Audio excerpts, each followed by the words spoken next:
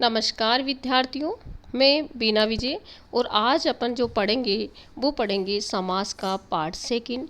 इससे पहले हमने समास का अर्थ, परिभाषा और प्रकार के बारे में तथा उसका पहला जो प्रकार था अव्ययीभाव समास और दूसरा जो प्रकार था तत्पुरुष समास और तत्पुरुष समास के भी जो 6 भेद थे उसके बारे में हमने विस्तृत अध्ययन कर लिया था। और आज हम कर्मधारय समास के बारे में विस्तृत जानकारी प्राप्त करेंगे। तो आज हम अब कर्मधारय समास की परिभाषा और उसके जो उदाहरण हैं उसके बारे में देखते हैं कि कर्मधारय समास क्या होता है। कि जिस तत्पुरुष समास के समस्त पद समान रूप से प्रधान हो तथा विशेष्य विशेषण भाव को प्राप्त होते हो। यानी जो कर्मधारय समास है उसकी सबसे बड़ी विशेषता ये होती है कि जिसमें विशेष्य और विशेषण हो या उपमेय या उपमान हो। यानी जिस वस्तु की विशेषता जो बताए वह विशेषण कहलाता है और जिसकी विशेषता बताई जा रही है वह विशेष्य कहलाता है। इसमें लिंग वचन भी समान हो वहाँ कर्मधारय समास होता है। मतलब ये है कि विशेष्य और विशेषण के लिंग और वचन दोनों समान होने चाहिए। यानी जिस वस्तु की हम विशेषता बता रहे हैं उसका लिंग और जिसके द्वारा हम विशेषता बताई जा रही है उसका भी लिंग और वचन समान होना चाहिए। ये होता है कर्मधारय समास। अब कर्मधारय जो समास है वो भी 4 प्रकार के होते हैं। मतलब इसकी पहला जो प्रकार है वह यह है कि विशेषण पूर्व पद, यानी विशेषण से जो पूर्व पद होता है वह होता है विशेष्य। दूसरा है विशेष से पूर्व पद, यानी विशेष से जो पूर्व पद है वह कभी विशेषण भी हो जाता है। अगला जो है वह है विशेषणों भय पद और विशेषो भय पद। यानी वही इसमें जो प्रकार है या जो इसके जो भेद हैं वो यही है कि एक तो विशेषण होता है और एक है विशेष्य। इन्हीं का ये रूप आगे इसमें दिया गया है। यदि हम इसको आसानी से समझें तो जिस समस्त पद का उत्तर पद प्रधान हो तथा पूर्व पद व उत्तर पद में उपमान, यानी उत्तर पद जिसमें प्रधान हो तथा पूर्व पद व उत्तर पद में उपमान उपमेय हो तथा विशेषण विशेष से संबंध हो वहाँ कर्मधारय समास कहलाता है। मतलब यही है कि इसमें उपमेय और उपमान होता है, विशेष से और विशेषण का संबंध होता है और पूर्व पद यानी पूर्व पद या उत्तर पद में से कोई भी जो पद है वह इसमें प्रधान हो सकता है। पहला व बाद का पद दोनों प्रधान हो और उपमान उपमेय या विशेषण विशेष्य से संबंधित हो। यानी वही बात घूम के आ जाती है कि जिसमें उपमेय और उपमान दोनों संबंधित हो। सबसे बड़ी जो विशेषता यही है कि इसमें उपमेय और उपमान दोनों ही पद प्रधान हो जाते हैं, या कभी उत्तर पद प्रधान हो जाता है या कभी पूर्व पद भी इसमें प्रधान हो जाता है। और यानी सबसे बड़ी तो है कि दोनों में लिंग और वचन समान होते हैं, क्योंकि विशेष्य की विशेषता बताता है विशेषण। अब हम बात करें इसके उदाहरणों की तो हमें इस उदाहरणों के माध्यम से भी इसकी अच्छे से हमें समझ में आ जाता है। कि पहला इसका जो उदाहरण है वह है अधमरा, यानी आधा है जो मरा। यानी मरे हुए की जो विशेषता बताई गई है वह है आधा। यानी इसमें आधा इसका पूर्व पद हो रहा है और मरा इसका उत्तर पद भी हो रहा है। यानी मरा हुआ कैसा आधा, यानी मरे हुए की विशेषता बताई जा रही है। अगला है महादेव, यानी देव कैसा महान है जो, यानी देव की विशेषता बताई जा रही है। प्राण प्रिय, यानी प्राणों से प्रिय। मृग नयनी, यानी मृग के समान नयन वाली। विद्या रतन, यानी विद्या ही रतन, या हम बोल देते हैं विद्या रूपी रतन। कई बार इसमें रूपक अलंकार भी होता है। चंद्र बदन, यानी चंद्र के समान मुख वाला। यानी मुख कैसा चंद्रमा के समान, यानी मुख की उपमा जो दी गई है वह चंद्रमा के समान मुख वाला है। अगला है जैसे श्याम सुंदर, यानी श्याम जो सुंदर है। श्याम जो है सुंदर है, यानी श्याम की विशेषता बताई गई है। अगला है क्रोधाग्नि, यानी क्रोध रूपी अग्नि, यानी अग्नि कैसी, क्रोध के समान अग्नि की विशेषता बताई जा रही है। यानी वही इसमें विशेषण और विशेष से, यानी विशेष से अग्नि हो गया और क्रोध इसकी विशेषता यानी विशेषण बन गया। नीलकंठ, यानी नीला है जो कंठ, तो इसमें जो विशेष से है वह तो हो गया कंठ और नीला क्या हो गया, विशेषण। ऐसे ही हमको विशेष्य और विशेषण के जैसे ही हम उपमेय और उपमान भी इनमें ले सकते हैं। महान पुरुष, महापुरुष यानी महान है जो पुरुष, वही पुरुष इसमें विशेष्य बन गया और महान इसका विशेषण बन गया। इस प्रकार इसमें विशेष्य और विशेषण, उपमेय और उपमान इस जो कर्मधारय समास की पहचान है। अब हम कर्मधारय समास के बाद अगला जो समास हमारा है वह है द्विगु समास। अब द्विगु समास जो है इसमें पहली जो पहचान है इसमें कि इसमें पूर्व पद संख्यावाची होता है। जैसा कि इसकी परिभाषा में भी ये लिखा हुआ है कि जिस समस्त पद का पहला पद पूर्व पद, जिसको हम पूर्व पद बोलते हैं, संख्यावाचक विशेषण हो, वह द्विगु समास कहलाता है। जैसा कि मैंने आपको बताया इसकी सबसे बड़ी जो पहचान है द्विगु समास की कि इसमें जो पूर्व पद है वह संख्यावाची होता है। द्विगु समास भी दो प्रकार के होते हैं, समाहार द्विगु और उपपद प्रदान द्विगु समास। अब हम द्विगु समास की जो है उदाहरणों के माध्यम से अच्छी तरह समझते हैं।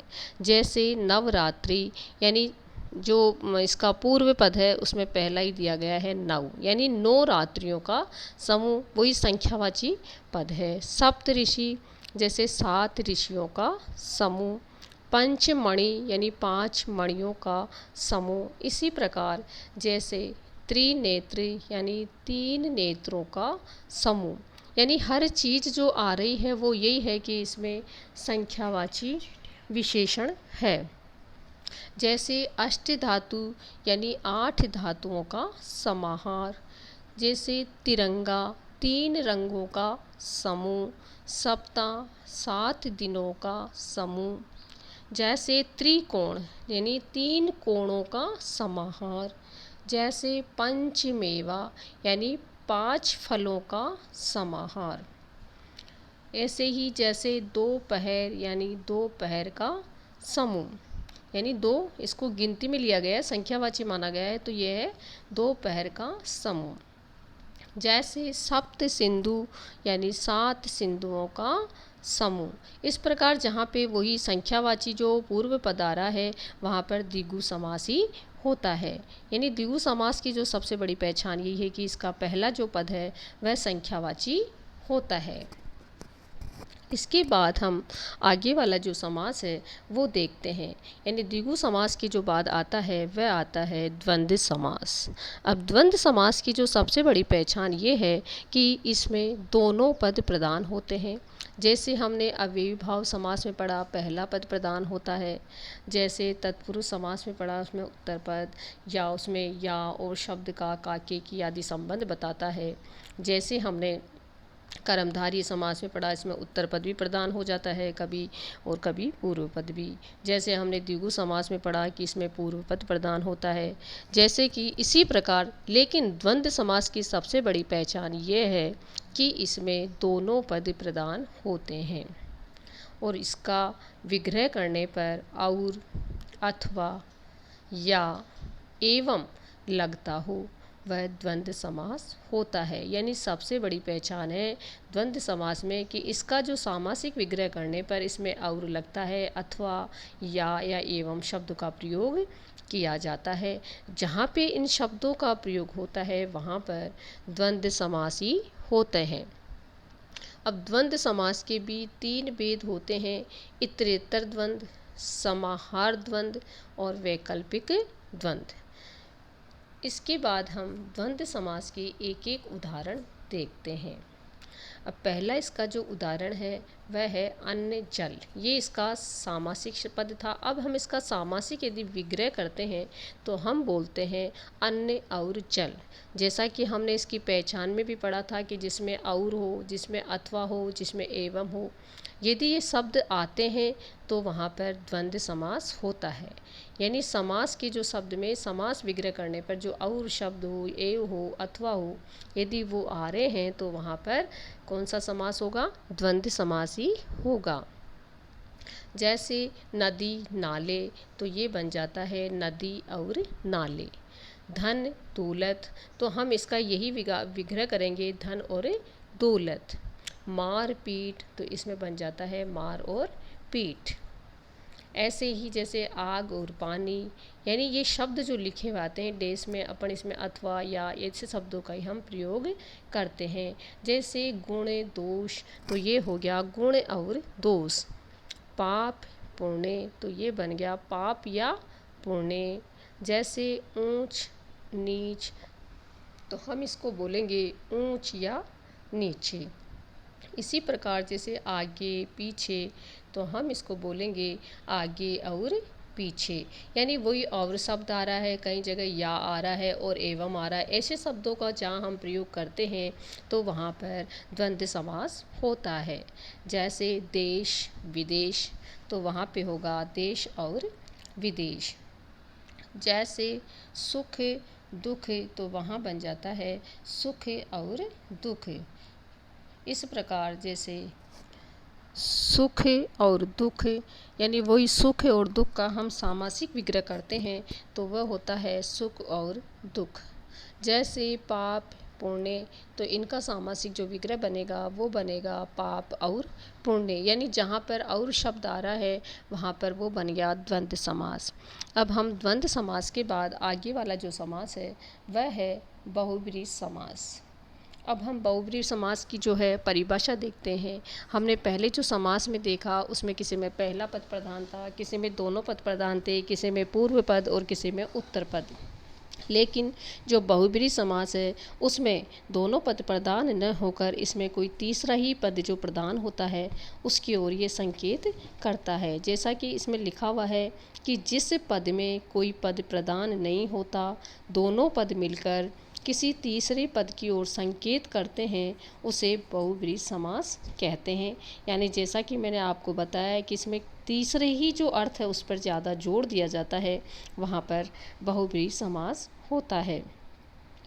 और इसमें दोनों पद प्रधान न होकर तीसरा पद ही प्रधान होता है। जैसा कि इसका उदाहरण है नीला है कंठ, यानी नीलकंठ का जो इन्होंने सामासिक विग्रह किया वह बना नीला है कंठ। यदि हम बात करें कि नीला कंठ, नीला है कंठ, इसका हमने कर्मधारय समास में भी उदाहरण पढ़ा था कि कंठ की जो विशेषता बताई गई है वह है नीला। लेकिन यदि हम इसी उदाहरण को बहुब्रीहि समास में रखें तो नीला है कंठ जिसका, यानी नीला कंठ किसका है? शिव जी का। यदि हम इसको शिव जी के अर्थ में लें तो ये बहुब्रीहि समास में चला जाता है, क्योंकि इसमें दोनों पद प्रधान न होकर इसका तीसरा ही जो अर्थ लगाया गया उसी को ही प्रधानता दी गई, इसलिए इसमें बहुब्रीहि समास होता है।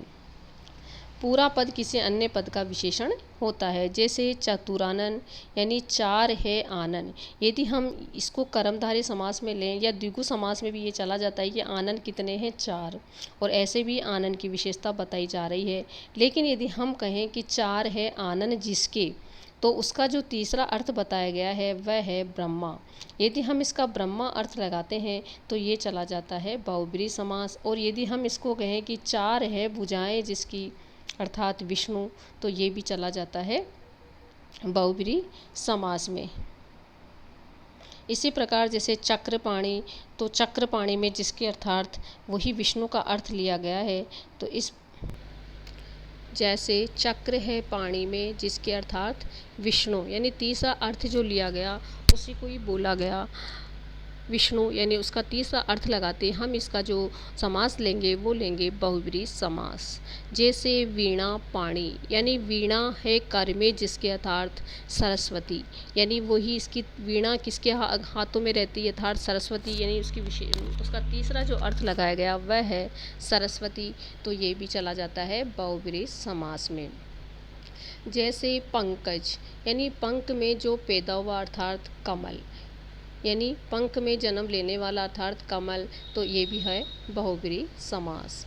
जैसे लंबोदर यानी लंबा है उदर जिसका, अर्थात वैसे तो ये उदर की विशेषता बताई गई है, लेकिन इसका हम तीसरा अर्थ निकालते हैं तो ये निकलता है गणेश। तो इसको हम ले जाते हैं बहुब्रीहि समास में, यानी जिस प्रकार इसका तीसरा अर्थ लगाते ही वह बन जाता है बहुब्रीहि समास। अब हम और इसके आगे उदाहरण देखते हैं। जैसे मृत्युंजय यानी मृत्यु को जीतने वाला, यानी इसमें वैसे तो इसका साधारण अर्थ मृत्यु को जीतने वाला, लेकिन इसकी यदि हम तीसरा अर्थ निकालें तो वह निकलता है शंकर। तो ये बहुब्रीहि समास में ही माना जाएगा। जैसे घनश्याम यानी घन के समान है जो, अर्थात श्री कृष्ण। दशानन जैसे दश है आनंद जिसके, अर्थात रावण। यानी कहीं जो उदाहरण ऐसे भी हैं कि जो बहुब्रीहि समास में है और कहीं इसमें कर्मधारय समास है, लेकिन हम इनके अर्थ के आधार पर लगाएं कि हमने इसको कौन से अर्थ में लिया, उसी हिसाब से ये समास में माना जाएगा।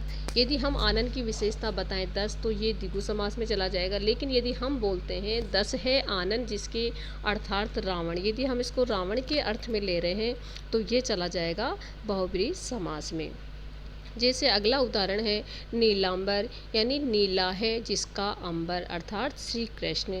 जैसे त्रिलोचन यानी तीन है लोचन जिसके, अर्थात शिव, यानी तीसरा अर्थ जहाँ लिया जा रहा है वहाँ पर ही बहुब्रीहि समास होता है। चंद्रमौली, चंद्र है मौली पर जिसके, अर्थात शिव। विषधर यानी विष को धारण करने वाला, अर्थात सर्प। ऐसे ही अगला जो उदाहरण है वह है प्रधानमंत्री, यानी मंत्रियों ने जो प्रधान हो वह कहलाता है प्रधानमंत्री, यानी मंत्रियों में जो प्रधान होता है उसका तीसरा जो अर्थ निकलता है वह कहता है प्रधानमंत्री। तो इसको भी हम बहुब्रीहि समास में ही रखेंगे। अब हम जो 6 समास है उसके बारे में हमने जानकारी प्राप्त कर ली है। अब इसके बाद जो कहीं समास होते हैं कि हम इसको बहुब्रीहि में रखें या कर्मधारय में रखें, जैसा कि मैंने पहले भी आपको बता दिया। अब हम इन दोनों में अंतर देख लेते हैं। जैसे कर्मधारय और बहुब्रीहि में क्या अंतर है। पहले भी मैं कर्मधारय के बारे में परिभाषा आपको बता चुकी और बहुब्रीहि के बारे में भी मैं आपको बता चुकी। इसके बाद भी जैसे कर्मधारय की जो परिभाषा वह बताई गई है कि कर्मधारय में समस्त पद का एक पद दूसरे का विशेषण होता है और इसमें शब्दार्थ प्रधान होता है, यानी शब्द का जो अर्थ निकलता है उसकी ज़्यादा प्रधानता इसमें दी जाती है। जैसे कि नीलकंठ यानी नीला है कंठ जिसका, ये अर्थ इसका निकलता है, तो इसमें ये कर्मधारय समास हो गया। लेकिन बहुब्रीहि समास में समस्त पद के दोनों पदों में विशेषण और विशेष्य का कोई भी संबंध नहीं होता, अपितु वह समस्त पद ही किसी अन्य संज्ञादि का विशेषण होता है। जैसा कि हमने इससे पहले ही जो बहुब्रीहि समास पढ़ा उसमें हमने यही बात पढ़ी थी कि इसमें विशेष्य और विशेषण का कोई संबंध नहीं होता और इसमें तीसरा पद ही प्रधान होता है। इसके साथ ही इसमें शब्दार्थ गौण होता है, किसमें, बहुब्रीहि समास में, और कोई भिन्न अर्थ ही इसमें प्रदान होता है, जैसा कि मैंने आपको बताया है।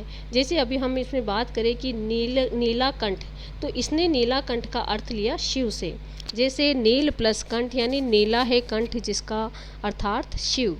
इन दोनों समासों में अंतर समझने के लिए हम इनके विग्रह पर ध्यान देना चाहिए। यानी सबसे बड़ा, जैसा कि मैंने पहले भी यही बताया था कि समास को यदि समझना है तो हमें सबसे पहले सामासिक विग्रह करके देखना होगा, उसके बाद ही हमें कौन से समास में उस उदाहरण को रखना है ये अच्छे से समझ में आ जाएगा।